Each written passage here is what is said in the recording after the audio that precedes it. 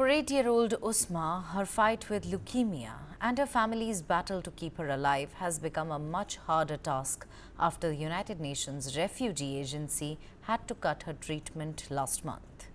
Want to know why? Take a look at this report. 8-year-old Usmaa is in a fight for her life. After fleeing violence in her home country of Sudan, the young refugee is now battling leukemia.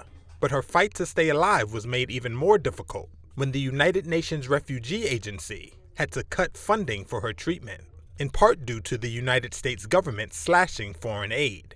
She is among tens of thousands of refugees across Egypt that are facing a healthcare cliff.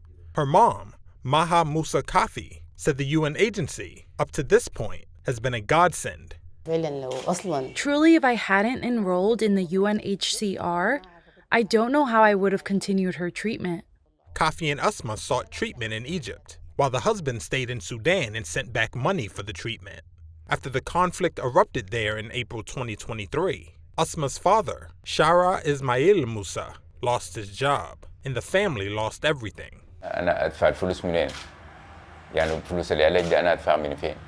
Where am I supposed to get the money from? How will I pay for this treatment? I work, but the money isn't enough for me to eat and pay for rent. I can't afford to pay for treatment, so where should I get it from? I don't have anyone here in Egypt. Shall I leave her without treatment? Of course it doesn't make sense, right? The UNHCR reported that last year, it received less than 50% of the $135 million required to assist over 939,000 registered refugees and asylum seekers from Sudan and 60 other countries currently residing in Egypt.